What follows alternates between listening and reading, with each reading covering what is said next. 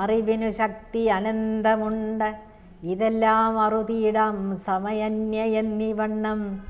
ഇരുപിരിവായിതിൽ അന്യസാമ്യമാർന്നുള്ളൊരുവിലമർന്നു തെളിഞ്ഞുണർന്നിടേണം. ഇനി ഇവിടുന്ന് അങ്ങോട്ട് ഗുരു സത്യത്തിൻ്റെ സത്യസാക്ഷാത്കാരം അല്ലെങ്കിൽ ആത്മസാക്ഷാത്കാരം അല്ലെങ്കിൽ ഈശ്വരാനുഭവം, സത്യാനുഭവം, അതിൻ്റെ ഒരു സൂചന നൽകിയിട്ട് ഈ സത്യത്തെ അനുഭവിക്കാൻ എങ്ങനെ വളരെ എന്താ പറയുക, ഈ ശാസ്ത്രത്തിലൊക്കെ പറഞ്ഞിട്ടുള്ള, വേദത്തിൽ ഉപയോഗിച്ചിട്ടുള്ള ആ രീതിയെ ഗുരു നമ്മുടെ മുന്നിൽ അവതരിപ്പിക്കുക. ഇനി തുടർന്നുള്ള കുറച്ച് ശ്ലോകങ്ങൾ വളരെ ശ്രദ്ധയോടുകൂടി ഇരുന്ന് കേൾക്കണം. ഈ 10,000 സൂര്യൻ ഒരുമിച്ച് കടന്നു വരണമെങ്കിൽ എന്താണ് വേണ്ടത്? നല്ല വിചാരം വേണം. അല്ലാതെ വെയിലത്ത് പോയി നിന്ന് സൂര്യ സൂര്യ എന്ന് പറഞ്ഞുകൊണ്ട് കാര്യമില്ല. ഈ ഒരു ഉപനിഷത്തിൽ തന്നെ ഈ ഒരു പ്രഖ്യാപനമുണ്ട്. ഈശാവാസ്യ ഉപനിഷത്തിൽ ഹിരൺമയേന പാത്രേണ സത്യസ്യാഭിഹിതം മുഖം തത്വം പൂഷണ്ണപാവൃണു സത്യധർമായ ദൃഷ്ടയേ എന്ന്. ഹിരൺമയേന പാത്രേണ, സ്വർണ്ണനിർമ്മിതമാർന്ന മൂടികൊണ്ട്, സത്യസ്യ മുഖം അഭിഹിതം, സത്യത്തിൻ്റെ ജ്ഞാനത്തിൻ്റെ മുഖം മറയ്ക്കപ്പെട്ടിരിക്കുന്നു.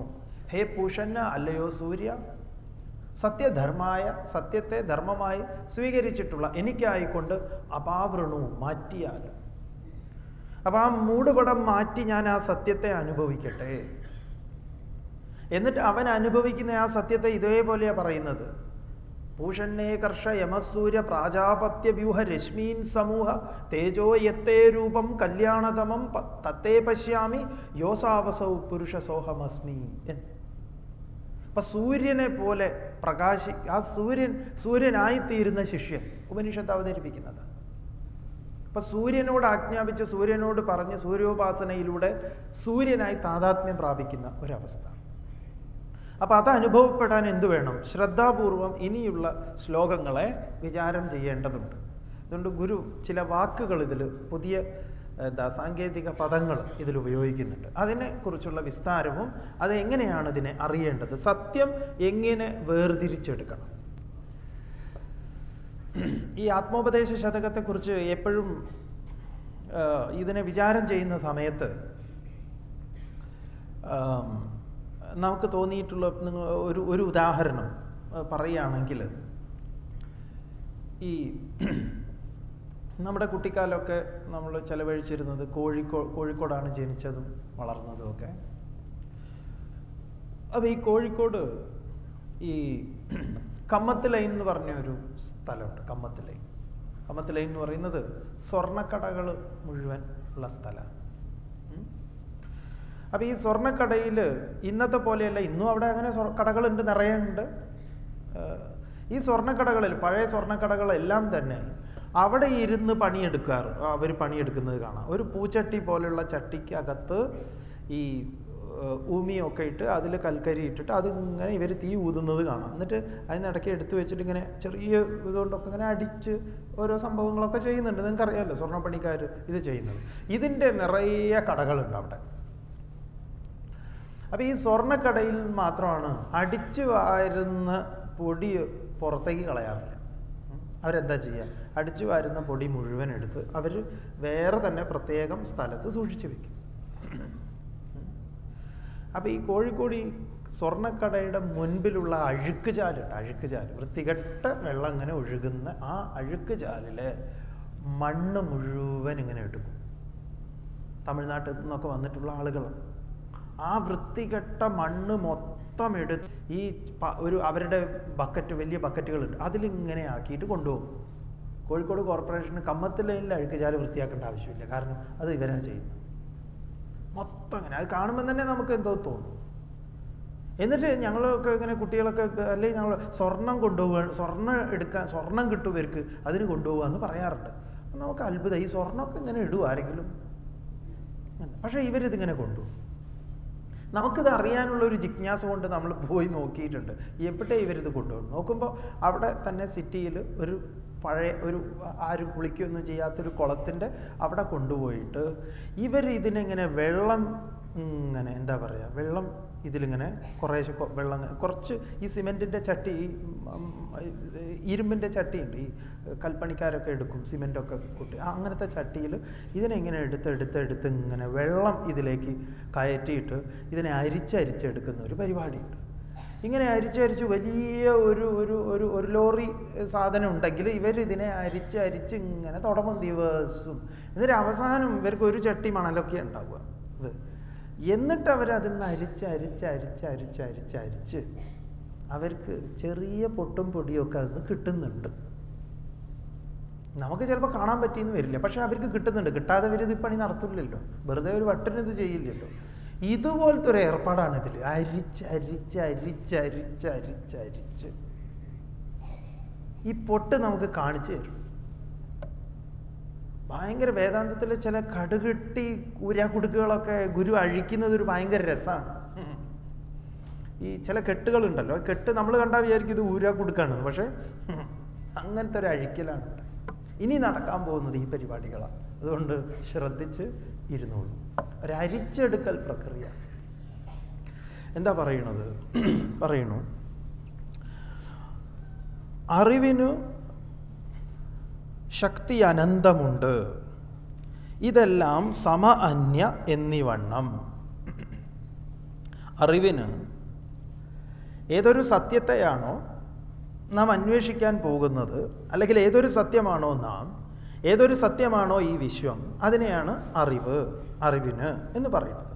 ആ ആദികാരണമായ ഈ വിശ്വത്തിന് അതിനെക്കുറിച്ച് പറയും, യതോ വാ ഇമാനി ഭൂതാനി ജായന്തെ ഏന ജാതാനി ജീവന്തി യത് പ്രയന്തി അഭിസംവിശന്തി. അതിന് യാതൊന്നിൽ ഈ വിശ്വം ഉണ്ടായി, യാതൊന്നിൽ നിന്ന് യാതൊന്നിൽ ഈ വിശ്വം നിലനിൽക്കുന്നു, യാതൊന്നിലേക്ക് ഈ വിശ്വം വിലയിക്കുന്നു. അതിനെയാണ് ഇവിടെ അറിവ്, അതിനെ ആത്മാ, ബോധം, സത്യം എന്ന് പറയും. അതിന് ശക്തി അനന്തമുണ്ട്. അതിൻ്റെ ശക്തി അന്തമില്ലാത്തതാണ്, അറ്റമില്ലാത്തതാണ്. അതിൻ്റെ ശക്തിയാണ് ഈ കാണായ ശക്തിയെല്ലാം. അതുകൊണ്ട് അതിനെ സർവശക്തൻ എന്ന് പറയും. അനന്തമുണ്ട്, അളവില്ലാത്തതാണ്.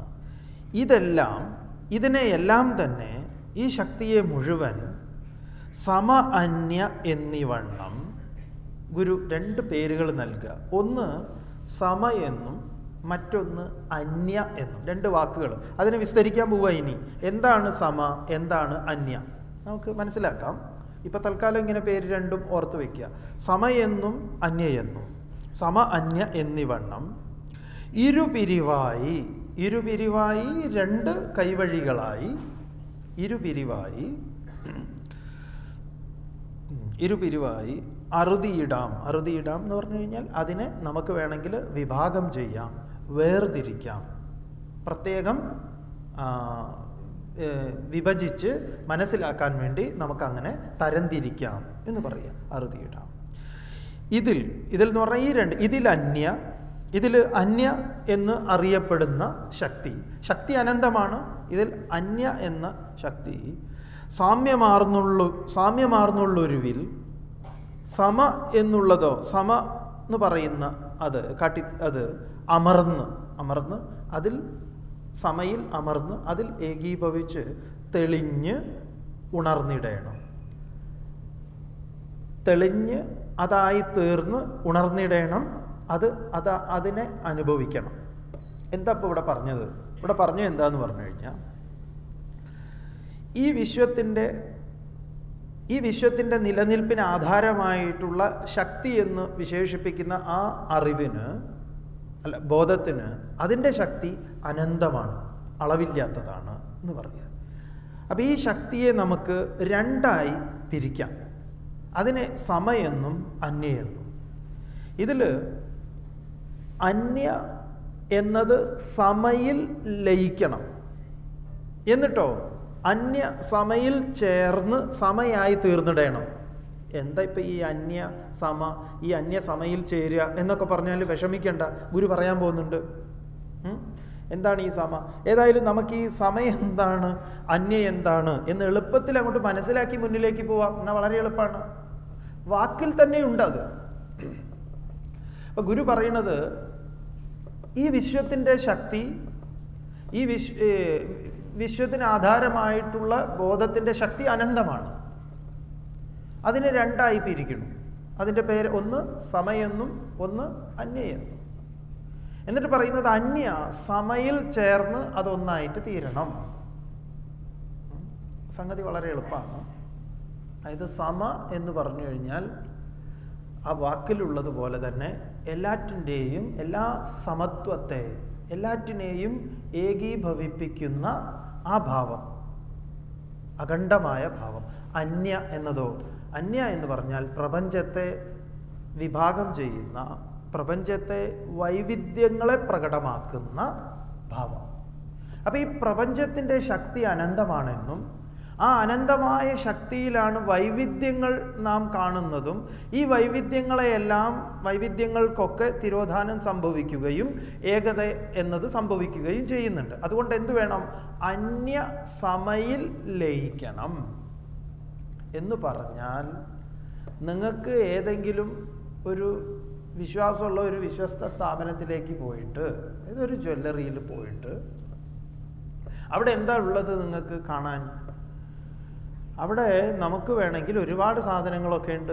വളയുണ്ട്, മാലയുണ്ട്, മോതിരമുണ്ട്, കമ്മലുണ്ട്, ബ്രേസ്ലെറ്റ് ഉണ്ട്, അങ്ങനെ പല സാധനങ്ങളുണ്ട്. അപ്പോൾ ഇവിടെ പറയുകയാണ്, അതിൻ്റെ ഓണറാണ് ഈ ശ്ലോകം ചൊല്ലണത്, അതിൻ്റെ ഉടമസ്ഥൻ പറയുന്നു, ഇവിടെ പലതൊന്നുമില്ല, ഇവിടെ ഒന്നേ ഉള്ളൂ. ഇവിടെ എന്താ ഉള്ളത്? സ്വർണം മാത്രം. അപ്പം ഈ ആഭരണങ്ങളൊക്കെ, വളയും മോതിരവും മാലയും കമ്മലും ജിമിക്കിയും ഈ അരഞ്ഞാണവും ഒക്കെ ഏതിൽ പോയി ചേരണം?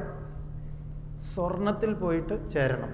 ഇവിടെ ചേരാതിരിക്കുക, ഇങ്ങനത്തെ സ്വർണത്തിൻ്റെ കാര്യത്തിൽ സ്വാമിയായി ഞങ്ങൾക്ക് നല്ല ഉറപ്പാണ്, ഞങ്ങൾക്കറിയാം. കാരണം അത് ഞങ്ങൾ ഇടയ്ക്കിടയ്ക്ക് ഉരുക്കി ഈ മാല വളയാക്കുന്നുണ്ട്, വള കമ്മലാക്കുന്നുണ്ട്, ഇങ്ങനെ പലതും ഞങ്ങൾ ചെയ്യുന്നുണ്ട്. അതുകൊണ്ട് ഞങ്ങൾക്ക് ഈ സ്വർണത്തിൻ്റെ ഉദാഹരണമൊക്കെ എളുപ്പത്തിൽ മനസ്സിലാവും. അതുകൊണ്ട് ഈ എളുപ്പത്തിൽ മനസ്സിലാവുന്ന ഉദാഹരണം പറയുന്നത്. വള മരിച്ച് മോതിരം ജനിക്കണു, മോതിരം മരിച്ച് കമ്മൽ ജനിക്കണു, അങ്ങനെ പലതും ജനിക്കുകയും മരിക്കുകയും. വാസ്തവത്തിൽ ഇവിടെ ജനിമൃതികളില്ല. അപ്പം എവിടെയാണ് അന്യ സമയിൽ ചേരുന്നത്? ആഭരണ ബുദ്ധി നശിക്കുകയും വസ്തുബോധം ഉദിക്കുകയും ചെയ്യുന്നു.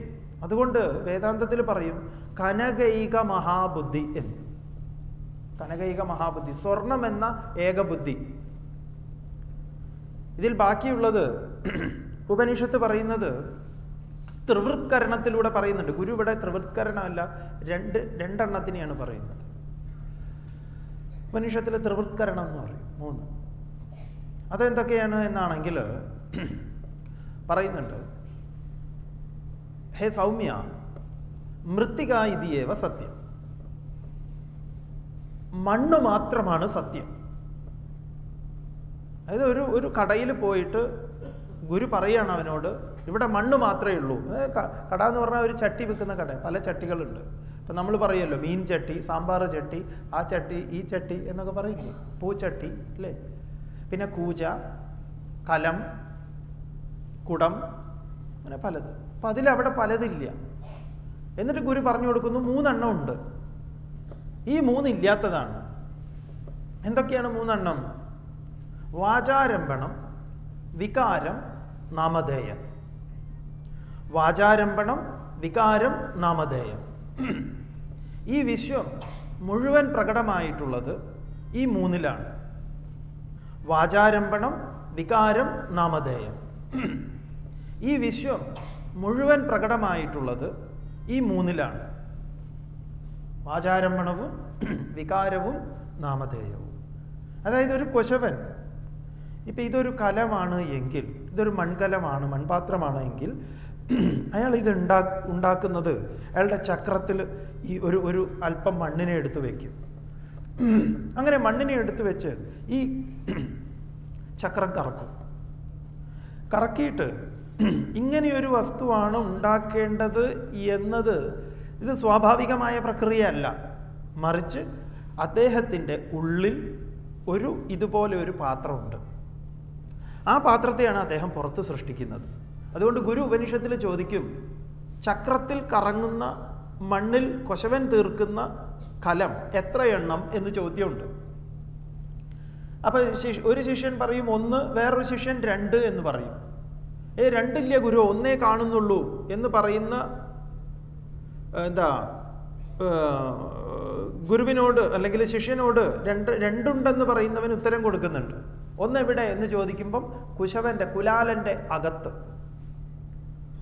ഒരു കലം കുശവന്റെ അകത്താണ്. ആ അകത്തുള്ള കലത്തെയാണ് മണ്ണിൽ കുശവൻ പുറത്ത് സൃഷ്ടിക്കുന്നത്. ഈ വിശ്വത്തിന്റെ എല്ലാ കാര്യത്തിലും നമ്മൾ 5 സെന്റ് സ്ഥലം എവിടെയെങ്കിലും എടുത്തിട്ട് ഒരു വീട് വെച്ചിന്ന് താമസിക്കുന്നുണ്ടെങ്കിൽ ആ വീടിന്റെ പണി തുടങ്ങുന്നതിന് മുമ്പ് തന്നെ നമ്മൾ ഉള്ളിൽ പണി തുടങ്ങിയിട്ടുണ്ടാവും. ആ ഒരു ഡ്രോയിങ് റൂം ഇവിടെ വേണം, കിച്ചൺ അവിടെ ആയിരിക്കണം, അതായിരിക്കണം, ഇതായിരിക്കണം എന്നൊക്കെ. ഇങ്ങനെയാണ് ഈ വിശ്വം മുഴുവൻ പ്രകടമായത്. ഇത് ഓരോരുത്തരുടെ വാചാരംഭണം സ്ഥൂല രൂപം പ്രാപിക്കുന്നതാണ് ഈ കാണായതെല്ലാം. റൈറ്റ് സഹോദരന്മാരുടെ വാചാരംഭണമായിരുന്നു പ്ലെയിന്. അവർ ഉള്ളിൽ കണ്ടു, ഉള്ളിൽ കണ്ടതിനെയാണ് ഈ പുറത്ത് കാണുന്നത് നമ്മൾ. അപ്പോൾ വാചാരംഭണം അതിനെ നിഷേധിക്കാൻ പറ്റാത്തതാണ്. എന്നാലും അതുണ്ട്. സൃഷ്ടിക്ക് കാരണമായിട്ടുള്ള ഒരു സങ്കല്പം, അതാണ് വാചാരംഭണം. പിന്നെയോ വികാരം, രണ്ടാമത്തത്. വികാരം എന്ന് പറഞ്ഞാൽ മണ്ണ് രൂപാന്തരണം പ്രാപിക്കുന്നത്, മണ്ണിൻ്റെ മറ്റൊരു രൂപം, വികാരം. പിന്നെ മൂന്നാമത്തേത് നാമധേയം, പേര്. എന്നിട്ടാണ് കുട്ടി ഉപനിഷത്തിൽ പറയുന്നത്, ഗുരു കുട്ടി ഇത് 3 ഇല്ലാത്തതാണ്. ഏതാ 3?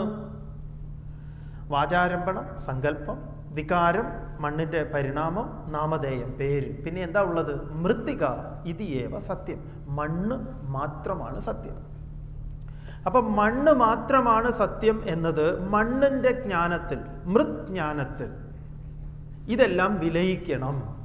ഇതാണ് ഗുരു പറഞ്ഞത്. അപ്പൊ ഈ വിശ്വത്തിന്റെ സ്ഥൂലമായത് സൂക്ഷ്മമായതിൽ വിലയിക്കണം അറിവ് കൊണ്ട്. അപ്പൊ അതിനു വേണ്ടിയിട്ട് ഗുരു പറയുന്നു, ഇവിടെ 2 ശക്തികളുണ്ട്. ആ 2 ശക്തികൾ എന്തൊക്കെയാണ്? ഒന്ന് സമയും, ഒന്ന് അന്യയും. 2 കേമാണ്. അപ്പൊ ഇങ്ങനെ പലതാക്കി കാണിച്ചു തരുന്ന ശക്തമായ ഒന്നുണ്ട്. അതുകൊണ്ടാണ് ഭഗവാൻ ഗീതയിൽ പറയുന്നത്, ദൈവീ ഹേഷ ഗുണമയി മമമായ ദുരത്യയ. എൻ്റെ തന്നെയാണ് ഈ മായ, പക്ഷെ തരണം ചെയ്യാൻ കുറച്ച് ബുദ്ധിമുട്ടാണ്. അറിവ് കൊണ്ടാണ് അതിനെ തരണം ചെയ്യേണ്ടത്. അപ്പൊ ഈ 2 ശക്തികളെ, ഇനി ഈ 2 ശക്തികളെ എടുത്തുകൊണ്ട് പറയണം. ഇതിൽ ഈ ശാന്തി മന്ത്രം ഇതെല്ലാം അന്തർലീനമാണ്. പൂർണ്ണമദ പൂർണ്ണമിദം പൂർണ്ണാത് പൂർണ്ണമുദച്യതേ പൂർണ്ണസ്യ പൂർണ്ണമാദായ പൂർണ്ണമേവ അവശിഷ്യതേ. ഇതാണ് ഏർപ്പാട്. ഗുരു ചെയ്യുന്നത് ആ ശാന്തി മന്ത്രത്തെ ഒന്ന് എളുപ്പത്തിൽ മനസ്സിലാകാൻ വേണ്ടിയിട്ട് അവതരിപ്പിക്കുകയാണ്. അപ്പോൾ പൂർണ്ണമായതിൽ നിന്ന് പൂർണ്ണമായതിനെ എടുത്തു മാറ്റിയാൽ പൂർണ്ണമായത് അവശേഷിക്കുന്നു എന്ന് പറയുമ്പം ഇവിടെ എടുത്തു മാറ്റുന്നത് വാചാരംഭണവും വികാരവും നാമധേയവും. ഇനി ഈ 2 സമയെയും അന്യയെയും വിസ്തരിക്കാൻ പോവുക. എങ്ങനെയാണ് നാനാത്വത്തിൽ ഏകത്വ ദർശനം? ഇതാണ് നമ്മുടെ മതത്തിൻ്റെ കാതലായിട്ടുള്ള കാര്യം. ഈ വൈവിധ്യങ്ങളിൽ നിന്നുകൊണ്ട് ഈ വൈവിധ്യങ്ങളെ നിരാകരിക്കാതെ നിഷേധിക്കാതെ ഇതിനപ്പുറത്ത് എങ്ങനെ നിലകൊള്ളാം, ഈ ഏകത്വത്തിലേക്ക് എനിക്ക് കടന്നു കയറാനുള്ള വഴി, അതാ പറഞ്ഞു തരുന്നത്. ഇത് ഭയങ്കര ദുർഘടം പിടിച്ചൊരു ഏർപ്പാടാണ്. അതിനെ ഏറ്റവും ലളിതമായിട്ടാണ് ഇതിൽ അവതരിപ്പിക്കുന്നത്. ഇതിനും ലളിതാക്കാൻ പറ്റും തോന്നുന്നില്ല കേട്ടോ. നിങ്ങൾ ഇനി മനസ്സിലാവില്ല എന്ന് പറഞ്ഞിരിക്കുകയാണെങ്കിൽ നിങ്ങൾ കഴിക്കുന്നതിന് എന്തോ കുഴപ്പമുണ്ട്.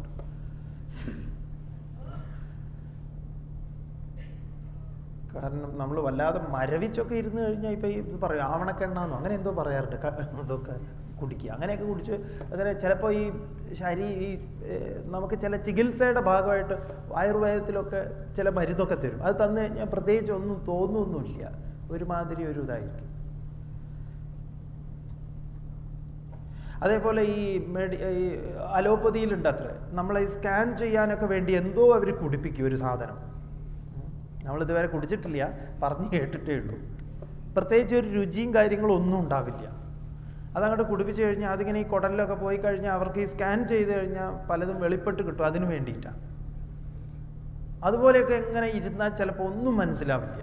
അതുകൊണ്ട് നമ്മൾ കുറച്ചൊന്ന് ഇത് എന്താ ഇപ്പോൾ പറഞ്ഞു വന്നത് ഗുരു, ഇതുവരെ പറഞ്ഞത് ഒന്നും മനസ്സിലായിട്ടില്ലെങ്കിൽ ഗുരു പറയുന്നത് ഈ പ്രപഞ്ചത്തിൻ്റെ ആധാരത്തിൻ്റെ ശക്തി അനന്താണ്. ഓ ശരി, മനസ്സിലായി.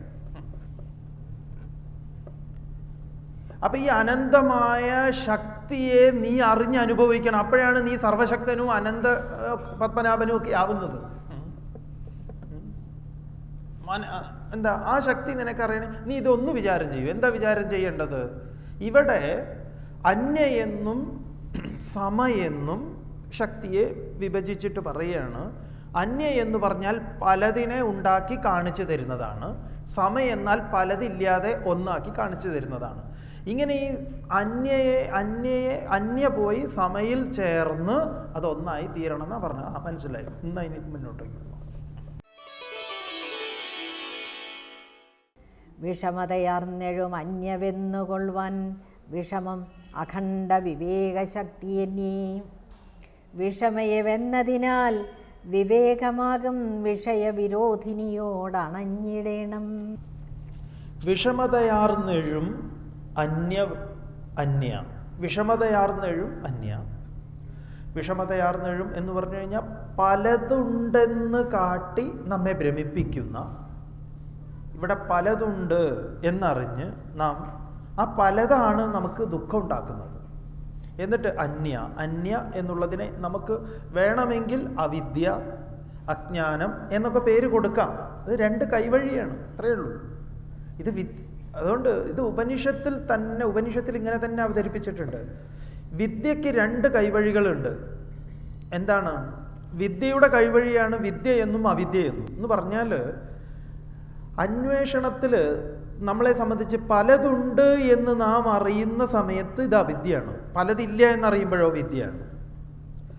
അപ്പൊ അവിദ്യയെ വെന്നുകൊള്ളുവാൻ, അതിനെ വെന്നുകൊള്ളുവാൻ എന്ന് പറഞ്ഞാൽ അതിനെ കീഴടക്കാൻ, അതിവർത്തിക്കാൻ, ജയിക്കാൻ എന്തു വേണം?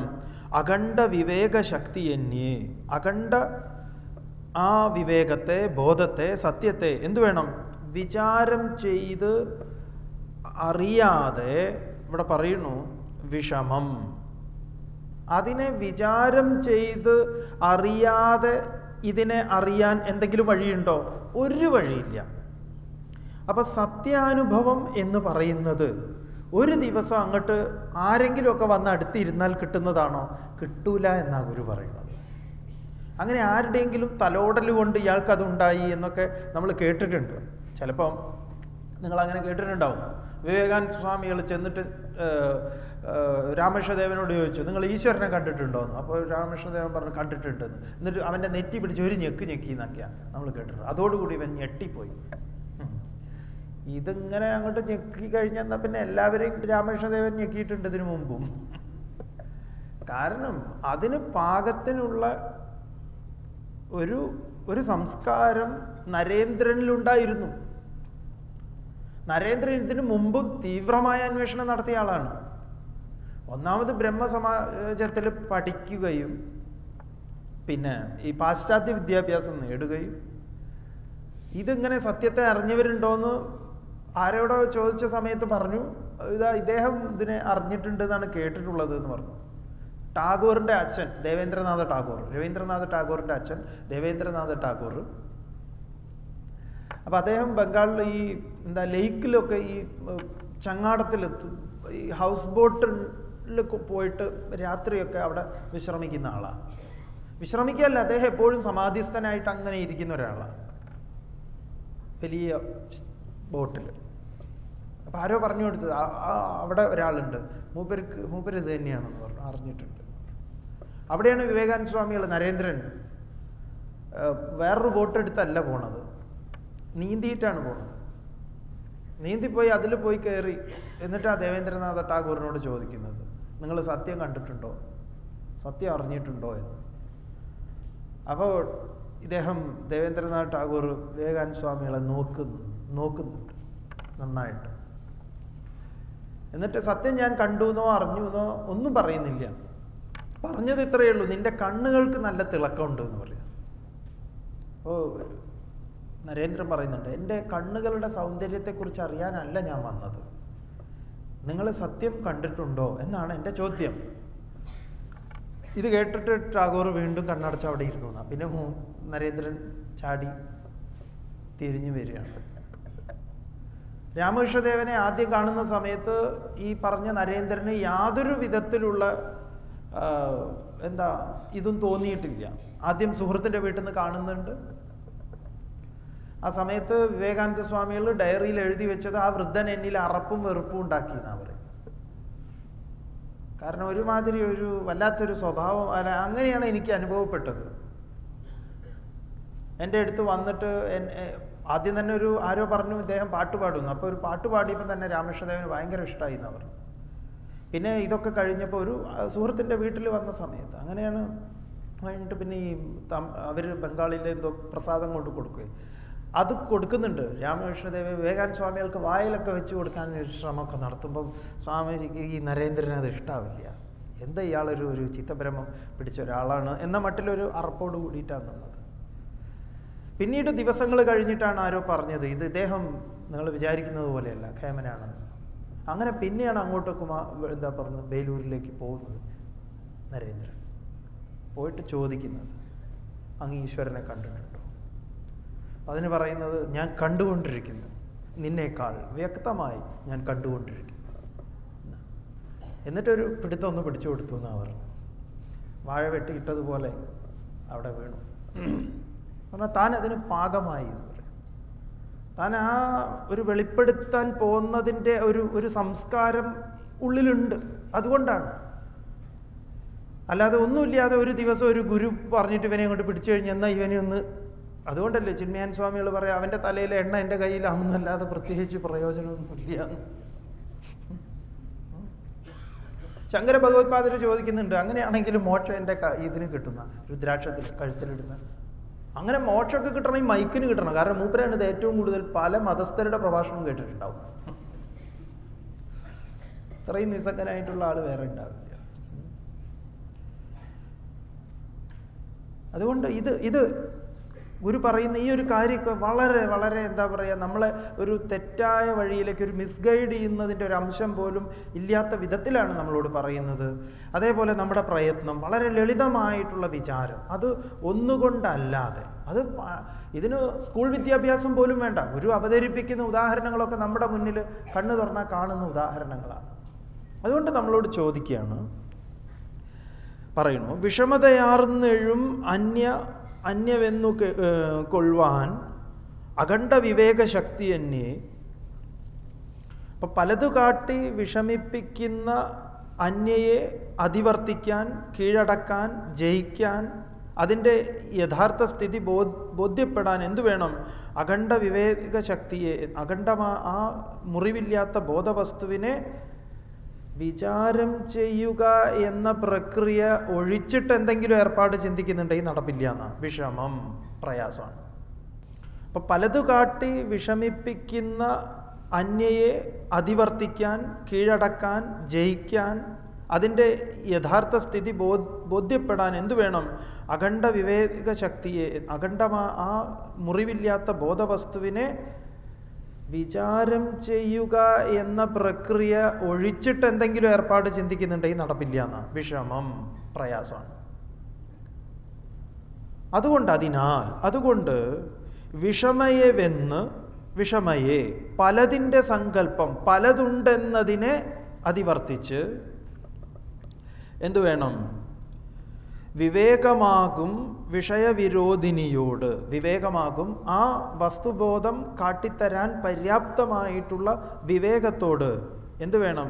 വിഷയവിരോധിനിയോട്, ഈ ആസുരികമായ ഭാവത്തോട്, നമുക്കെപ്പോഴും നമ്മളെ കുരുക്കിൽ കൊണ്ട് ചാടിക്കുന്ന അതിൽ നമുക്കെപ്പോഴും ഈ അനുരാഗം ഉണ്ടാക്കി തരുന്നതിൽ നിന്ന് വിമുഖനായി വിട്ടിട്ട് എന്തു വേണം? അണഞ്ഞിടണം. അതിനെതിരായിട്ടുള്ള പ്രക്രിയയിൽ നാം വ്യാപരിക്കണം, സത്യത്തോട് അടുക്കണം. ഉപനിഷത്ത് പറയുന്നുണ്ടത്. ആരാണോ വിദ്യാമാർഗത്തിലൂടെ ആ സത്യത്തിലേക്ക് പ്രവേശിക്കുന്നത്. അപ്പം ഇവിടെ പറയുന്നത്, രാമകൃഷ്ണദേവൻ വേറൊരു ഉദാഹരണം പറയും. ഒരു സൗധം, ഒരു ടെറസിൻ്റെ മുകളിൽ എത്താൻ വേണ്ടിയിട്ട് കുറേ പടികളുണ്ട്. ഈ പടികളെല്ലാം തന്നെ നമുക്ക് വേണമെങ്കിൽ സമയെന്നും അന്യയെന്നും പറയാം.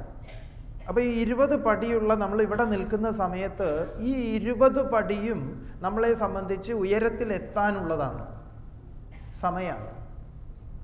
അപ്പം അതിൽ 10 പടി നമ്മൾ പിന്നിട്ടു. അതിൽ കാണുന്ന 10 പടി എന്താണ്? അന്യയാണ്. നമ്മൾ അതിനെ അതിവർത്തിച്ചു. ഇനി ബാക്കി കാണുന്ന 10 അത് സമ. അവിടെ എത്തിക്കഴിഞ്ഞാൽ ഇത് മുഴുവൻ അന്യ.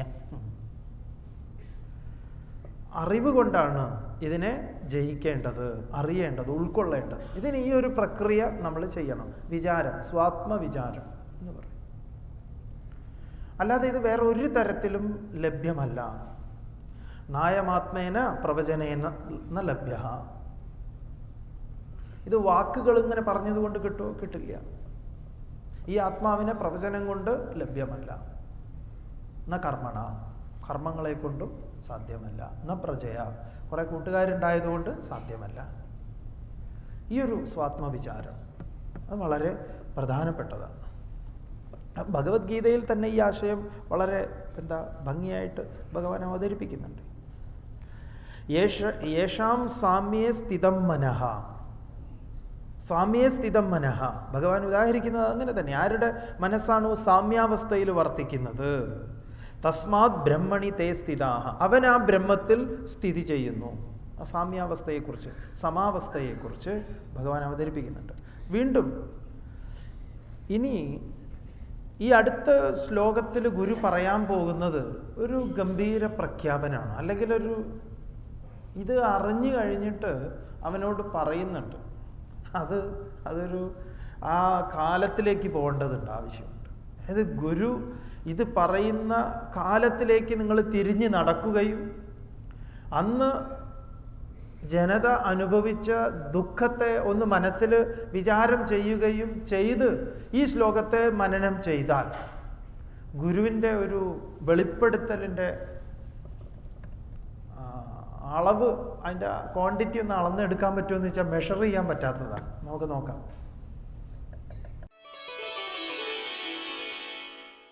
പലവിധമായി അറിയുന്നതന്യ ഒന്നായി വിലസുവതാം സമ എന്നുമേലിലോതും നിലയെ അറിഞ്ഞു നിവർന്നു സാമ്യമേലും കലയിൽ അലിഞ്ഞു കലർന്നിരുന്നിടേണം.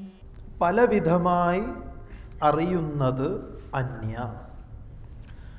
പലവിധമായി, പലതായി എന്ന് പറയുമ്പോൾ സൂര്യ ചന്ദ്ര നക്ഷത്രങ്ങൾ ഉൾപ്പെടുന്ന എല്ലാം തന്നെ നമ്മളെ സംബന്ധിച്ച് നാം അറിയുന്നത് എന്താണ്? പലതാണ്.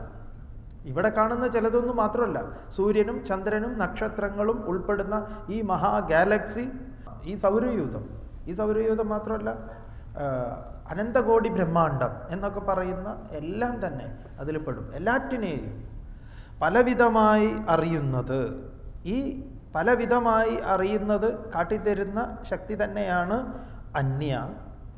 അത് ഒന്നായി വിലസുവതാം, ഒന്നായി പലതായി കാണുന്നത് എന്തൊക്കെയാണോ അതിന് കാരണമായിട്ടുള്ള വിലസുവതാം. വിലസുക എന്ന് പറയുന്നത് നമ്മൾ ഇന്ന് പറയുമല്ലോ, അവൻ ഒരു വിലസുന്നവനാണ് എന്ന് പറയും. അങ്ങനെ വിലസി നടക്കുക എന്ന് പറയും അല്ലേ. പഴയ പ്രയോഗത്തിൽ വിലസുക എന്ന് പറഞ്ഞു കഴിഞ്ഞാൽ അതങ്ങനെ നിറഞ്ഞ് തുളുമ്പി നിൽക്കുന്ന അവസ്ഥ. ആ ഏകത്വത്തിൽ വിലസൽ, ആ ഒന്നിൽ വിലസൽ. വിലസുന്നതാം സമയെന്ന് അറിയണം. എന്നു മേലിലോതും. ഈ കാര്യം ഇത് ഞാൻ കുറച്ചുകൂടെ കഴിഞ്ഞാൽ വിസ്തരിച്ച് ഞാൻ പറഞ്ഞു തരാം എന്ന് ഗുരു തന്നെ പറയാം. ഞാൻ മേലിലോതും, മുന്നിലേക്ക് ഞാൻ പറഞ്ഞു തരാം. ഈ സമയെക്കുറിച്ചും അന്യയെക്കുറിച്ചും ആർക്കെങ്കിലും ഇനിയും സംശയം ഉണ്ടെങ്കിൽ ഗുരുവിന് തന്നെ മനസ്സിലായിട്ടുണ്ട്. ഇത് ഈ അന്യ എന്നൊക്കെ പറഞ്ഞിട്ടൊരു കൺഫ്യൂഷൻ ആയിട്ടുണ്ട്. ഗുരു തന്നെ നമ്മളെ സമാശ്വസിപ്പിക്കുക. ഇതാണ് ഗുരുക്കന്മാരുടെ ഏറ്റവും വലിയൊരു അനുഗ്രഹം. അവർ ആർക്കെങ്കിലും അങ്ങനെ മനസ്സിൽ തോന്നി, എന്താ ഈ സ്വാമി അന്യ, ഇതുവരെ വലിയ കുഴപ്പമൊന്നുമില്ലായിരുന്നു എന്ന് ആരുടെയെങ്കിലും മനസ്സിൽ തോന്നിയിട്ടുണ്ടെങ്കിൽ ഉടനെ ഇതാ ഗുരു തന്നെ അവതരിപ്പിക്കുന്നു. ഞാൻ മേലിൽ ഓതി മുന്നിലേക്ക് ഞാൻ നന്നായി പറഞ്ഞു തരാം, വിഷമിക്കേണ്ട. പക്ഷേ ഇവിടെ പറയുന്നു എന്ന് മേലിലോതി കുറെ കൂടി വിവരിക്കാം. നിലയെന്ന് പറഞ്ഞാൽ ഈ സമയെ അറിഞ്ഞ്, ഈ സമയെ അറിഞ്ഞ് എന്ന് പറയുമ്പം ഈ സമത്വത്തെ, ഏകത്വത്തെ, ഈ വൈവിധ്യങ്ങളെ മുഴുവൻ ഒടുങ്ങുന്ന ആ സത്യത്തെ അറിഞ്ഞ്, അടുത്ത പ്രയോഗമാണ് നിവർന്ന്. ഒരു ജനതയെ മുഴുവൻ നിവർത്തുന്നത് ഇതിലാണ്. നിവർന്ന്, നീ കുനിഞ്ഞ് നടക്കുന്നത് നിർത്തൂ. നീ ഇങ്ങനെ കുനിഞ്ഞിങ്ങനെ ആളുകളെ കാണുമ്പോൾ മുഴുവൻ ഇങ്ങനെ കുനിയുന്നുണ്ടല്ലോ, നീ ഈ കുനിയൽ നിർത്തും. നിൻ്റെ ഈ കുനിവാണ് ഞാൻ കാണുന്ന ഏറ്റവും വലിയ ദോഷം എന്ന് പറയാം. വിനയാന്വിതനായിട്ട് നമ്രശിരസ്കനാവുന്നത് വേറെ, അത് ഒരേ ഒരു സ്ഥലത്ത് അത് പറയുന്നുണ്ട് ഈശ്വരൻ്റെ മുൻപിൽ, ആ സവിധത്തിൽ നിന്ന്. അല്ലാത്തടത്ത് നീ എന്താ വേണ്ടത്? നിവർന്ന്. നീ അങ്ങനെ നിവരണം എന്ന് പറയാം. ഗുരുവിൻ്റെ വലിയ ദൗത്യം ഒരു സമൂഹത്തെ നിവർത്തുക എന്നുള്ളതാണ്. ഈ വാഴയൊക്കെ ഇങ്ങനെ പക്വമായി നിൽക്കുമ്പോൾ ഇങ്ങനെ ഒടിഞ്ഞുമ്പം നമ്മളൊരു വടി വെച്ച് അങ്ങോട്ട് കുത്തി അങ്ങോട്ട് നിർത്തുമല്ലോ. അപ്പോൾ ആ വാഴയ്ക്ക് തന്നെ ഒരു സന്തോഷം ഉണ്ടാവും. ഇത്തരത്തിലൊരു സമൂഹത്തിന് മൊത്തത്തിലുള്ള വടിയാണ് ഈ ശ്ലോകം, നിവർന്ന്. അപ്പോൾ നമ്മൾ ആലോചിക്കണം, ഒരു കാലത്ത് ഒരു ജനത കഷ്ടപ്പെടുമ്പം അവരുടെ അടുത്തേക്കാണ് ഈ ഒരു ആത്മവിദ്യയുടെ വലിയൊരു എന്താ പറയുക, ഒരു സപ്പോർട്ട്, ഒരു തൂണ് കൊണ്ടുപോയി നിർത്തി കൊടുക്കുന്നത്. ഇതിൽ നീ നിവർന്ന് ഉയർന്നു നിന്ന് ധീരനായി സാമ്യമേലും സർവത്ര നിറഞ്ഞു നിൽക്കുന്ന ആ കലയിൽ, ആ സത്യത്തിൽ, അനുഭൂതിയിൽ നിവർന്ന് സാമ്യമേവും കലയിൽ അലിഞ്ഞു കലർന്നിരുന്നിടേണം. അതിൽ നീ എന്തു വേണം? സർവത്ര നിറഞ്ഞു നിൽക്കുന്ന ആ സദ്വസ്തുവിൽ, സത്യമെന്ന, ബ്രഹ്മമെന്ന, ബോധമെന്ന ആ അറിവിൽ നീ ജീവൻ മുക്തനായി വിരാജിക്കണം. നീ നിവർന്ന് നിൽക്കണം എന്ന് പറയും. അറിവ് കൊണ്ട്, അതുകൊണ്ടാണ് അറിവ് കൊണ്ട് പ്രബുദ്ധരാകുക, അല്ലെങ്കിൽ അറിവ് കൊണ്ട് ഉണരുക എന്ന് പറഞ്ഞത്. ഈ അറിവാണ്.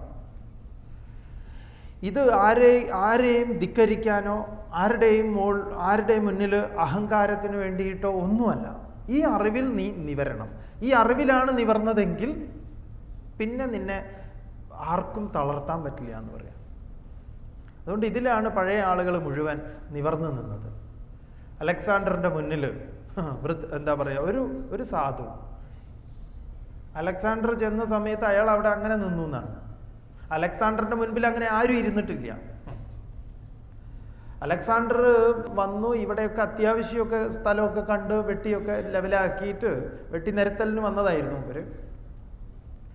ആരോ അവിടുന്ന് ഇങ്ങോട്ടേക്ക് പോരുമ്പോൾ പറഞ്ഞിട്ടുണ്ട്, ഇന്ത്യയിൽ ഒരു പ്രത്യേക വസ്തു ഉണ്ട്. എന്താണ്? അത്ര ജ്ഞാനികളായിട്ടുള്ള ആൾക്കാർ. അപ്പൊ ഇവരെ പറ്റിയാൽ ഒരാളെ കൊണ്ടുവന്നോളാൻ പറഞ്ഞിട്ടുണ്ട്. അവിടുന്ന് ആരോ പറഞ്ഞു കൊടുത്തതാണ്. അദ്ദേഹത്തിന് വേണ്ടപ്പെട്ടവർ ദുബായി പോയി വരുമ്പോൾ എനിക്കൊരു മൊബൈൽ കൊണ്ടുവരണേ എന്ന് പറയുന്നത് പോലെ അവിടെ ഒറിജിനൽ കിട്ടുന്ന, ഇന്ത്യയിൽ ഒറിജിനൽ ജ്ഞാനികളായിട്ടുള്ള ആളുകളുണ്ട്, കിട്ടും. ഒരെണ്ണത്തിന് ഇവിടെ എക്സിബിഷന് പോലെ വെക്കാൻ കൊണ്ടുവരണമെന്നാണ്. അദ്ദേഹം വിചാരിച്ചു നായ്ക്കുട്ടികളെയൊക്കെ കൊണ്ടുപോകണ പോലെ ഇവിടുന്ന് കൊണ്ടുപോകാൻ. അതിർത്തി കടക്കാൻ നേരത്താണ് ഇത് ഓർമ്മ വന്നത്. ഇവിടെ ഇങ്ങനെ ഒരു സംഭവം ഉണ്ടല്ലോ, കൊണ്ടുപോകണം. അങ്ങനെ ആളെ വിട്ടു എന്നാണ്. ഇവിടെ ജ്ഞാനികൾ നോക്കൂ, എങ്ങനെ ഇവർക്കൊക്കെ ഒരു ലക്ഷണമുണ്ട്, അവിടെ എവിടെയെങ്കിലുമൊക്കെ ഇരിക്കും, പിടിച്ചു കൊണ്ടുവരാൻ പറഞ്ഞു. അങ്ങനെ ചെന്നപ്പോഴാണ് ഒരാളെ കണ്ടത്. അപ്പോൾ ഇദ്ദേഹം പറഞ്ഞു, മഹാനായ അലക്സാണ്ടർ ചക്രവർത്തി ചെല്ലാൻ പറഞ്ഞിട്ടുണ്ട്, അവിടേക്ക് തിരുമുഖം കാണിക്കണം, അവിടുത്തെ തിരുമുഖം കാണിക്കാൻ ചെല്ലൂ, ഇതൊരു നല്ലൊരു അവസരമാണ്. അപ്പോൾ ഇദ്ദേഹം പറഞ്ഞു, എനിക്ക് ഒരാളെയും കാണേണ്ട ആവശ്യമില്ല എന്ന് പറഞ്ഞു. ഇനി അലക്സാണ്ടറിന് വേണമെങ്കിൽ എന്നെ ഇവിടെ വന്ന് കണ്ടോട്ടെ. അപ്പം ഈ വിട്ട ആൾക്ക് തിരിച്ചറിഞ്ഞു, ഇത് കേസ് വേറെ, ഇത് അത് തന്നെ. കാരണം ലോകത്ത് ആരും ഇതുവരെ ഇങ്ങനെ ഒരു പറച്ചിൽ പറഞ്ഞിട്ടില്ല. സംഗതി കറക്റ്റായിട്ടുള്ള ആളെ കണ്ടെത്തിയെന്ന് ബുദ്ധിയായി. അപ്പം അലക്സാണ്ടറിനോട് പറഞ്ഞു, മൂപ്പർ ഇങ്ങോട്ട് വരില്ല, വേണമെങ്കിൽ അങ്ങോട്ട് ചെന്നോളാൻ പറഞ്ഞിട്ടുണ്ട്. ഏതായാലും അലക്സാണ്ടർ ചെന്നു എന്നാണ്. നിങ്ങളിത് കേട്ടിട്ടുണ്ടാവും, എന്തായാലും ഇത് വിചാരം ചെയ്യുന്നത് നല്ലതാണ്. അലക്സാണ്ടർ കുറച്ച് സംസാരിച്ചു, ഉറയുന്ന വാളെടുത്തു, മൂപ്പർക്ക് ഒരു മാറ്റവും ഇല്ല, അങ്ങനെ നിവർന്നിരിക്കുക. കാരണം എന്താണ്? ഈ അറിവിലായിരിക്കണത്. വേറെ ആരെങ്കിലും ആണെങ്കിൽ അപ്പ ചാടി എഴുന്നേറ്റേനെ. ഇത് നന്നായിട്ട് നാരായണ ഗുരുദേവൻ അറിയാം. ഇത് കൊടുക്കുകയല്ലാതെ, ഇത് ജനതയ്ക്ക് കൊടുക്കുകയല്ലാതെ എൻ്റെ മുന്നിൽ വേറെ ഒരു പരിഹാരവുമില്ല, ഒരാൾക്കും വേറെ ഒന്നും ചെയ്യാൻ സാധ്യമല്ല എന്ന് ഉത്തമ ബോധ്യമായിട്ടുള്ള ഒരാൾ. ഉത്തമ ബോധ്യം. അവിടെയാണ് നമ്മൾ ശ്രീനാരായണ ഗുരുദേവനെ ദീർഘദണ്ഡ നമസ്കാരം ചെയ്യേണ്ടത്. മുഴുവൻ സമൂഹവും, അതിൽ ജാതിയോ മതമോ ഒന്നുമില്ല. ഇത്രയും കരുത്തുറ്റ ഒരു അതല്ലേ ഈ നമ്മൾ കാണുന്ന ഈ ടെററിസത്തിനും ഒക്കെ എല്ലാറ്റിൻ്റെയും സമൂലമായിട്ടുള്ള നാശത്തിൻ്റെ പ്രക്രിയ ഇതാണ്. ജയിലുകളിൽ ഇതാണ് നമ്മൾ ചർച്ച ചെയ്യേണ്ടത്. അങ്കുലിമാലൻ എന്ന ഭീകരവാദിയെ ബുദ്ധൻ ഒതുക്കിയത് എങ്ങനെയാണ്? ബിംബിസാരൻ കൊട്ടാരത്തിൽ നിന്ന് സൈന്യങ്ങളെ വിട്ടിരിക്കുക ശരിയാക്കി വരാൻ. ബുദ്ധൻ്റെ അടുത്ത് പോയിട്ട് എന്താ ഒന്ന് അനുഗ്രഹം വാങ്ങി യോദ്ധാക്കള് അങ്കുലിമാലിനെ പിടിക്കുക. അങ്കുലിമാലൻ എന്ന് പറഞ്ഞാൽ കൈവിരല് മാലയാക്കി ഇടുന്നവൻ. വലിയൊരു ഭീകരവാദ സംഘടനയായിരുന്നു അങ്കുലിമാല. ഇനി അതിനെങ്ങനെയാ പറയേണ്ടതെന്ന് അറിയില്ല. എന്തായാലും മൂപ്പരുടെ ഏർപ്പാട് ഇതാണ്. ബുദ്ധനെ ഒന്നും ചെയ്തിട്ടില്ല. ബുദ്ധനും അങ്കുലിമാലിനും ഒന്ന് കണ്ടു. ബുദ്ധൻ ആ കണ്ണിലേക്ക് നോക്കി ഒന്ന് ചിരിച്ചു. ഇത്രയേ സംഭവം നടന്നിട്ടുള്ളൂ. അങ്കുലിമാലന്റെ എല്ലാ വിധ്വംസ പ്രവർത്തനങ്ങളും അലിഞ്ഞ് നല്ല അനുസരണമുള്ള കുട്ടിയായിട്ട് ബുദ്ധന്റെ കൂടെ അങ്ങോട്ട് പോന്നു. അപ്പോഴാണ് ബിംബിസാരന്റെ സൈന്യങ്ങളോട് ബിംബിസാരനോട് ബുദ്ധൻ ചോദിക്കുന്നത്, ഇയാളെ പിടിക്കാനാണോ അങ്ങോട്ട് പോകണമെന്ന്. മൂപ്പരപ്പം തോട്ടത്തിന് നനയ്ക്കുക, ചെടി നനച്ചുകൊണ്ടിരിക്കുക അങ്കുലിമാലൻ. ഒറ്റ ദിവസം കൊണ്ട് വന്ന പരിവർത്തനം. ഇത്തരത്തിലൊരു പരിവർത്തനമുണ്ട്. അങ്കുലിമാലനെ മാറ്റുന്ന, അല്ലെങ്കിൽ കഷ്ടത അനുഭവിക്കുന്ന, എന്തെങ്കിലുമൊക്കെ കഷ്ടപ്പാടും അതും ഇതൊക്കെ അനുഭവിക്കുന്നവനെ എങ്ങനെ ഉയർത്തണം? അല്ലാതെ ഏതെങ്കിലും വിധത്തിലുള്ള വിധ്വംസ പ്രവർത്തനം ചെയ്തില്ലല്ലോ. അതാണ് നമ്മൾ നോക്കേണ്ടത്. നിവർന്ന്, ഇവിടെ പറയുന്ന വാക്ക് തന്നെ വളരെ ബോധപൂർവമാണ്. നിവർന്ന്, ധീരനായി എന്നൊക്കെ പറയും. ഉപനിഷത്ത് ഉപയോഗിക്കുമ്പോൾ അങ്ങനെയാണ്. നിവർന്ന് എന്ന് പറയുമ്പോൾ ഇവന്റെ ഒരു വടിവ് ഗുരു കാണുന്നുണ്ട്. ഈ വടിവ് ഒഴിവാക്കാനുള്ള ഏക മാർഗം. അപ്പോഴാണ് ഈ അലക്സാണ്ടർ ഇയാളോട് പറയും, നിന്നെ ഞാൻ വരാൻ പറയും, കൂടെ വരാൻ പറയുമ്പം പറയും, ഞാൻ എങ്ങോട്ടുമില്ല, ഞാൻ ഇവിടെ തന്നെ സ്വസ്ഥനാണ്, ശാന്തനാണ്, എനിക്ക് എങ്ങോട്ടും വരണ്ട, ഒന്നും പാടില്ല, ഞാൻ കഴുത്തെടുക്കുമെന്ന് പറയുന്നുണ്ട്. അപ്പോഴാണ് ചിരിക്കുക ഇദ്ദേഹം. ആദ്യമായിട്ട് ചിരിച്ചു എന്ന് പറയും. അലക്സാണ്ടർ ചോദിക്കുന്നുണ്ട്, എന്താ ചിരിച്ചതെന്ന്. കാരണം ഇങ്ങനെ ഒരു വിഡ്ഢിത്തരം ഞാൻ ഇതിനു മുമ്പ് കേട്ടിട്ടില്ല എന്ന് പറയും. കാരണം കഴുത്തെടുക്കുമെന്ന് പറഞ്ഞത് പറയാ, എൻ്റെ കഴുത്ത് അങ്ങ് എടുക്കുന്നുവെങ്കിൽ അങ്ങയുടെ നേത്രത്തിലൂടെ ഈ കഴുത്തിനെ ഞാൻ കാണും. അതാണ് ഈ സാമ്യം. ഏതൊരു കഴുത്താണ് അങ്ങ് എടുക്കുന്നത്, ആ എടുത്തു മാറ്റിയ കഴുത്തിനെ ഞാൻ അങ്ങയുടെ നേത്രത്തിലൂടെ കാണും. അലക്സാണ്ടർ ആദ്യമായിട്ട് ഇങ്ങനെയുള്ള വാക്കുകൾ കേൾക്കുന്നത് തന്നെ. പിന്നെ അലക്സാണ്ടറിന് മനസ്സിലായി ഇത് കാര്യം വേറെയാണ്. ഇങ്ങനത്തെ ഒരു ചിരി അദ്ദേഹം കണ്ടിട്ടില്ല, താൻ ഇതുവരെ അനുഭവിച്ചിട്ടില്ല ഇത്തരത്തിലൊരു ശാന്തി. പിന്നെ എന്തെങ്കിലും ചെയ്തു കൊടുക്കണം എന്നായി. ഇദ്ദേഹത്തിന് രാജാവിൻ്റെതായിട്ടുള്ള ചില ഇതൊക്കെ ഉണ്ടല്ലോ, എന്താ ഞാൻ ചെയ്യേണ്ടതെന്ന്. ഇദ്ദേഹം പറഞ്ഞു അത്ര, മാറി നിന്ന് ആ സൂര്യപ്രകാശം ഒന്നും ഇങ്ങോട്ട് കിട്ടും, മാറി നിന്നിട്ടില്ലെങ്കിലും കുഴപ്പമില്ല എന്ന്. അലക്സാണ്ടറെ പോലെ ഒരാള് ഭിക്ഷുവിനോട് ചോദിക്കുകയാണ്, ഞാൻ നിനക്ക് വേണ്ടി എന്താ ചെയ്യേണ്ടത്? ഇന്നത്തെ ഭിക്ഷുക്കളാണെങ്കിൽ ഒരു 1.5 ഏക്കർ സ്ഥലമുണ്ട്, അവിടെ ഒരു ആശ്രമം കെട്ടി തന്നാൽ തിരക്കേടില്ല, ഞാനും ശിഷ്യന്മാരും അവിടെ ഇരുന്ന് ഭജിച്ചോളാം എന്ന് പറയുകയായിരുന്നു. ഇത് പറഞ്ഞു, മാറി നിന്നാൽ തിരക്കേടില്ല, സൂര്യപ്രകാശം ഇങ്ങോട്ട് വീഴും, ഇത്രയേ വേണ്ടു. കാരണം സൂര്യകിരണങ്ങൾ ഇവിടെ വന്ന് പതിയുന്നതിൽ അങ്ങൊരു തടസ്സമായി ഞാൻ കാണുന്നു, അത്രയേ ഉള്ളൂ. അതും എനിക്ക് വലിയൊരു വിഷമമൊന്നുമില്ല, എന്തെങ്കിലും ചെയ്യണമല്ലോ എന്ന് ചോദിച്ചതുകൊണ്ട് പറഞ്ഞു എന്നേ ഉള്ളൂ. ഇത്തരത്തിലൊരു നിലനിൽപ്പ് ആരുടെ മുന്നിലും ഒരു തരത്തിലുമുള്ള താൻ അതാണ് എന്ന ഒരു സാമ്യപ്പെടൽ, ആ സാമ്യപ്പെടലിൽ നടന്നു നീങ്ങില്ല, അതൊരു വലിയ കരുത്ത്. ആ കരുത്തിനെയാണ് ഇവിടെ ഗുരു പറഞ്ഞത്. നിവർന്ന്, നീ എന്തു വേണം? അതിൽ നിവർന്ന് ആ കലയിൽ, സാമ്യമേലും കലയിൽ അലിഞ്ഞമർന്നിരുന്നിടേണം. ആ പ്രയോഗങ്ങളൊക്കെ നോക്കൂ, അലിഞ്ഞമർന്ന്. ഇന്ന് എന്തിലൊക്കെയാണോ നീ അമർന്നിരിക്കുന്നത്, ആ അമർന്നതിൽ നിന്നൊക്കെ വിട്ട് ഏതൊന്നിൽ അമർന്നാൽ നിന്റെ എല്ലാ ദുഃഖങ്ങളും സമൂലം ഇല്ലാതെയാകുമോ, അതിൽ നീ അമർന്നിരിക്കൂ. ഇന്ന് എന്തിലൊക്കെയാണോ നീ അമർന്നിരിക്കുന്നത്, ആ അമർന്നതിൽ നിന്നൊക്കെ വിട്ട് ഏതൊന്നിൽ അമർന്നാൽ നിന്റെ എല്ലാ ദുഃഖങ്ങളും സമൂലം ഇല്ലാതെയാകുമോ, അതിൽ നീ അമർന്നിരിക്കൂ. തുടർന്ന്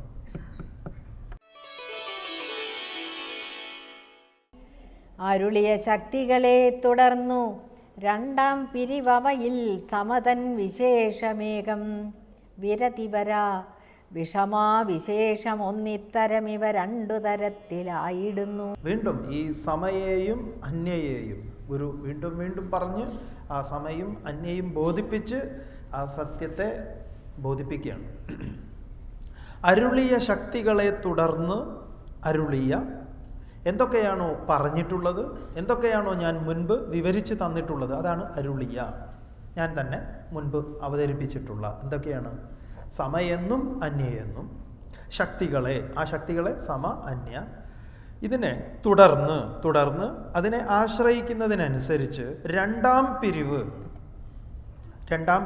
രണ്ടാമത്തെ പിരിവ് സമയെന്നും അന്യയെന്നുമുള്ള രണ്ടാം പിരിവ് രണ്ടായിട്ട് പിരിയുന്നുണ്ട്. സമതൻ, അതിൽ സമയുടെ അനുഭവത്തിൽ, സമ എന്നതിൻ്റെ അനുഭവത്തിൽ വിശേഷമേകം, അതിൻ്റെ എന്താണ്?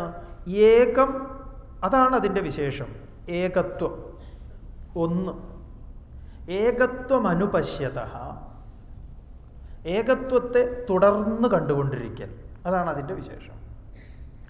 വിഷമാവിശേഷമൊന്ന്, വിഷമയുടെ വിശേഷം എന്താണ്? വിരതി വര, അത് ഒടുങ്ങാത്ത മട്ടിൽ അനേകമായിരിക്കും. അത് അനേകമാണ്, വൈവിധ്യങ്ങളെ, ദ്വന്ദ്വങ്ങളെ കാണിക്കുന്നതാണ്. ഇത്തരം ഇങ്ങനെയുള്ള ഇവ എന്ന് പറഞ്ഞാൽ ഈ സമയും അന്യയും ഇവ രണ്ടു തരത്തിലായിടുന്നു. ഇത് രണ്ട് അനുഭവങ്ങളെയാണ് നമുക്ക് വെളിവാക്കി തരുന്നത്. അപ്പം ഇതെന്താണ്? ഇപ്പം ഗുരു എന്തിനാ ഇങ്ങനെ പറയുന്നത്? അതായത് വ്യവഹാരത്തിൽ ദ്വൈതവും എന്നാൽ അറിവ് കൊണ്ട് ഇതിന് രണ്ട് അറിവിനെ രണ്ടാക്കുകയാണ്. ഈ രണ്ടറിവുകളെ നമ്മൾ മനസ്സിലാക്കാൻ വേണ്ടി ഒന്നുകൂടെ വളരെ ലളിതമായിട്ട് പറയുകയാണെങ്കിൽ, ഒന്ന് ജ്ഞാനമെന്നും സാധാരണ ജ്ഞാനം, മറ്റേതോ പാരമാർത്ഥിക ജ്ഞാനം. അറിവ്, അതേപോലെ ആത്യന്തികമായ അറിവ്. ഇപ്പോൾ ഗുരു പറയുന്നതനുസരിച്ച് നമ്മൾ ഈ പ്രപഞ്ചത്തെ നോക്കിക്കാണാൻ ശ്രമിക്കുകയാണെങ്കിൽ എങ്ങനെ നോക്കിക്കാണണം പറയുന്നു? സൂര്യോദയം, സൂര്യാസ്തമയം, ഇതെന്താണ്? സത്യമാണ്. എങ്ങനെയുള്ള സത്യമാണ്? അന്യ എന്ന സത്യം. സൂര്യൻ ഉദിക്കുന്നു, സൂര്യൻ അസ്തമിക്കുന്നു എന്നത് എന്താണ്? അന്യ. അന്യയാകുന്ന കണ്ണാടി വെച്ച് ഞാൻ സൂര്യനെ കാണുന്ന സമയത്ത് സൂര്യൻ രാവിലെ ഉദിക്കുന്നു, സൂര്യൻ അസ്തമിക്കുന്നു. ഇനി സമ എന്ന് പറഞ്ഞ കണ്ണാടി ഞാൻ എടുത്തു വെച്ചു, എന്നിട്ടോ സൂര്യനെ നോക്കി. ഈ സമയം എടുത്തു വെക്കുമ്പം സൂര്യനെ ഭൂമിയിൽ നിന്ന് നോക്കാൻ പറ്റില്ല, പിന്നെയോ സൂര്യനിൽ പോകണം. ഇതാണ് സമയുടെ പരിപാടി. സൂര്യനിൽ ഞാൻ എത്തി എന്നിരിക്കട്ടെ, പിന്നെ സൂര്യൻ എന്തില്ല? ഉദയവുമില്ല, അസ്തമയവുമില്ല. ഇതാണ് ഏർപ്പാട്. അപ്പൊ സൂര്യോദയവും സൂര്യാസ്തമയവും സത്യമായി ഇരിക്കുന്നത് വ്യാവഹാരിക ദശയിലാണ്, ഭൂമിയിൽ നിന്ന് സൂര്യനെ നിരീക്ഷിക്കുമ്പോഴാണ്. ഇതുപോലെ നിങ്ങൾക്ക് ഈ ബ്രഹ്മത്തെ, സത്യത്തെ നിരീക്ഷിക്കാം. നിങ്ങളുടെ കാലുറപ്പിച്ചിരിക്കുന്നത് എവിടെയാണ്? അതാണ് ഗുരു ചോദിക്കുന്നത്. അങ്ങനെ നിന്ന് നോക്കുന്ന സമയത്ത് ഇതിനെന്തുണ്ട്? വൈവിധ്യങ്ങളുണ്ട്. ഈ വൈവിധ്യങ്ങളെ അംഗീകരിക്കുക. എന്നാൽ ഈ വൈവിധ്യങ്ങളൊക്കെ അസ്തമിക്കുന്ന ഒരു തലമുണ്ട്, അതാണ് സമ. അവിടെ നിന്നാലോ വൈവിധ്യങ്ങളില്ല. അപ്പോൾ സൂര്യോദയവും സൂര്യാസ്തമയവും സത്യമല്ല എന്ന് ആരാണ് അറിയുന്നത്? നമുക്ക് അനുഭവം എന്താണ്? നമ്മുടെ അനുഭവം സൂര്യൻ ഉദിക്കുന്നു, സൂര്യൻ അസ്തമിക്കുന്നു. നമ്മൾ ആ അനുഭവത്തിൽ കഥ എഴുതുന്നു, കവിത എഴുതുന്നു, നോവൽ രചിക്കുന്നു. പക്ഷെ സൂര്യനിൽ ഒരു വേള നമ്മൾ എത്തിയാൽ പിന്നെ ഉദയാസ്തമയങ്ങൾ ഇല്ലാത്തതാണ്. അതിനെന്തു വേണം? ഭൂമിയിൽ നിന്ന് വിട്ട് സൂര്യനിലെത്തണം.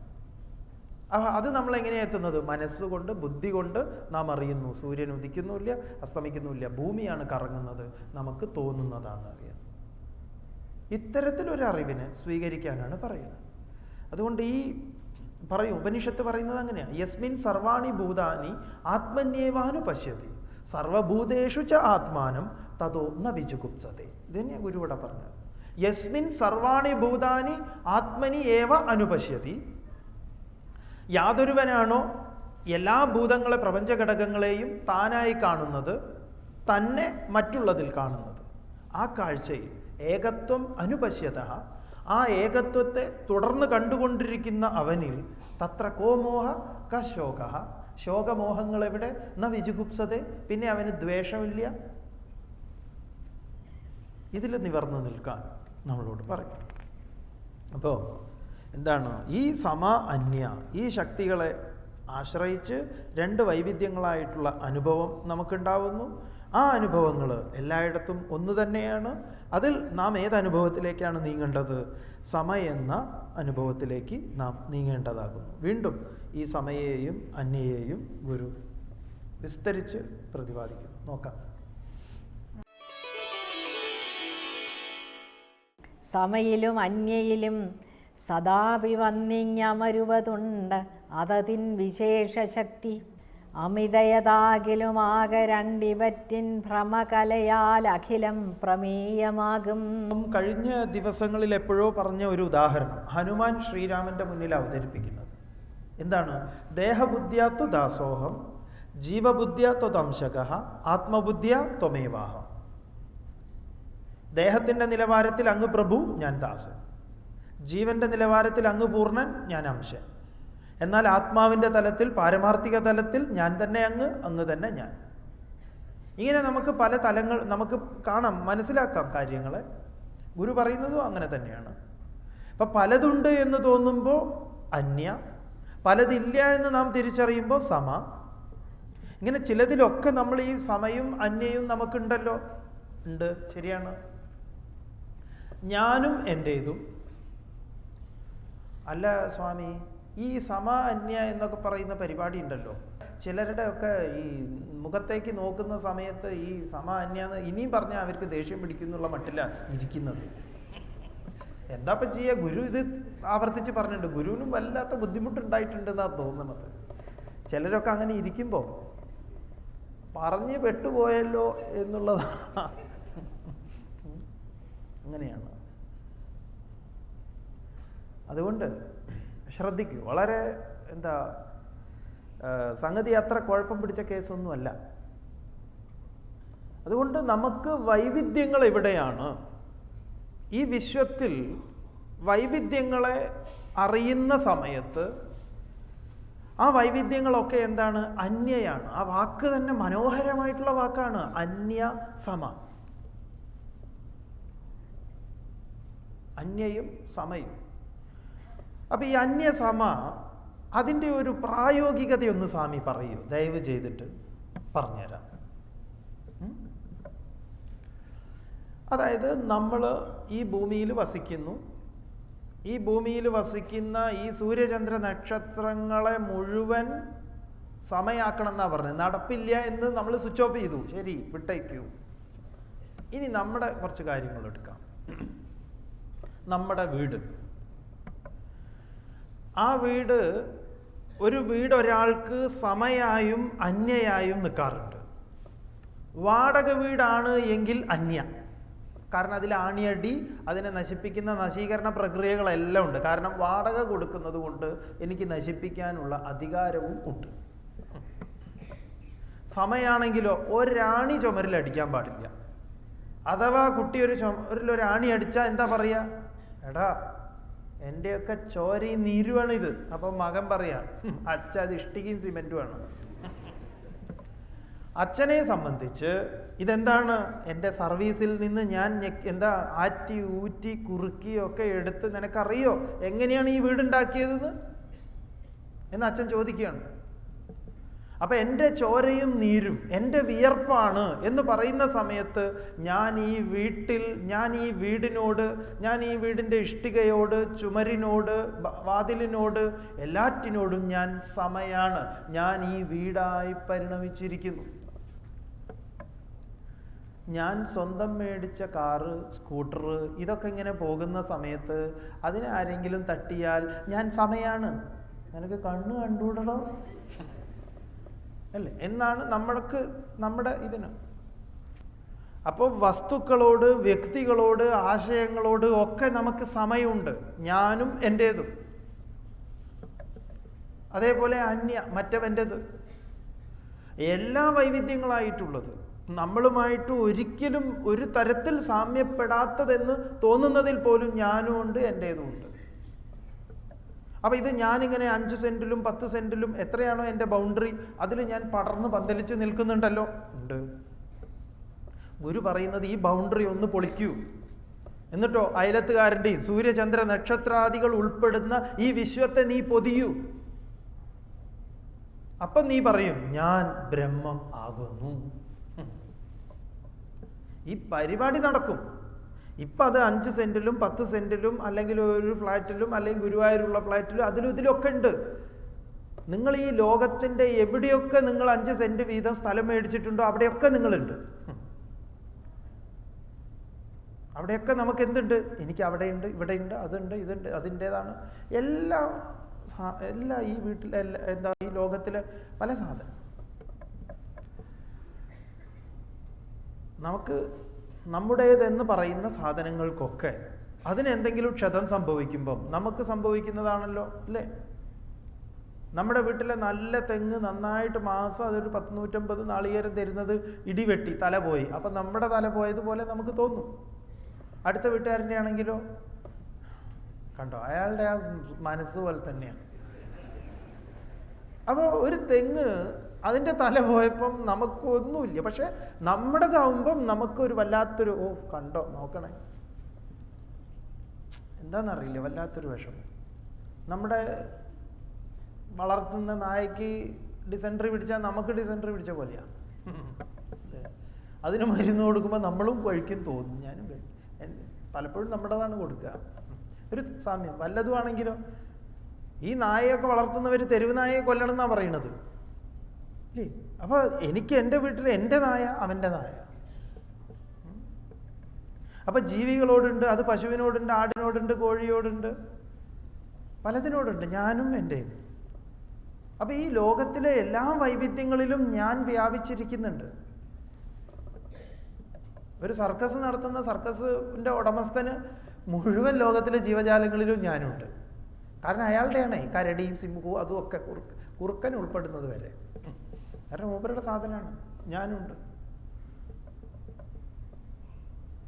അപ്പം ഇത് നമുക്ക് പ്രായോഗികമാണോ എന്ന് ചോദിച്ചാൽ അങ്ങേ അറ്റം. ഇതിൽ അപ്രായോഗികതയൊന്നുമില്ല. അങ്ങനെയാണ് ഇവിടെ നമുക്ക് തോന്നരുത്. നമ്മുടെ വീടിൻ്റെ മതിലിടിയുമ്പോൾ വല്ല ലോറിക്കാരും രാത്രി കൊണ്ട് ഇടിച്ച് പോയി രാവിലെ നോക്കുമ്പോഴാണ് മതിലിടിഞ്ഞ് കിടക്കുന്നത്. പക്ഷേ ഇതേത് ലോറിയായിരിക്കും? ഇന്നലെ രാത്രി ഏതൊക്കെ ലോറി ഇതിലേ വന്നിട്ടുണ്ട്? പിന്നെ ആ ലോറികളുടെ അടുത്തൊക്കെ പോയി ഈ മണ്ണ് ലോറിയുടെ ബോഡിയുടെ എവിടെയെങ്കിലും ഉണ്ടെങ്കിലെങ്കിലും പിടിക്കാൻ വേണ്ടി രാവിലെ തന്നെ ഇങ്ങൊരു സൈക്കിളുമായിട്ടാണ്. വാടക വീട്ടിലേതാണെങ്കിലോ നമ്മൾ വാടകക്കാരനോട് പറയേ പോലും ഇല്ല നിങ്ങളുടെ മതിലിങ്ങനെ ലോറി ഇടിച്ചിട്ടുണ്ട്. അഥവാ ലോറിക്കാരനെ ഇടിക്കുന്നത് കണ്ടാലും നമ്മളിങ്ങനെ സൈഡ് പറയുമ്പോൾ പോട്ടെ പോട്ടെ പോട്ടെ പോട്ടെ, അല്ല തട്ടുക മതിലേ പോട്ടെ പോട്ടെ പോട്ടെ. അപ്പോൾ ഭാര്യ പറയല്ല ആ മതിലിടിയുന്നുണ്ടായത് നിനക്കെന്താ? അയാൾ കഴിഞ്ഞ പ്രാവശ്യം എന്നോട് വാടക ചോദിക്കുമ്പോൾ ഒരു മര്യാദ ഇല്ല ചോദിച്ചു, വേണമെങ്കിൽ അങ്ങനെ പോട്ടെ. അപ്പം അവിടെയൊക്കെ അന്യയും സമയും. ഈ സ്വാമി അന്യ സമ എന്ന് പറഞ്ഞാൽ ഞങ്ങൾക്ക് ഇതുവരെ മനസ്സിലായില്ലല്ലോ. ഇപ്പോൾ മനസ്സിലായില്ലേ? അത് തന്നെ.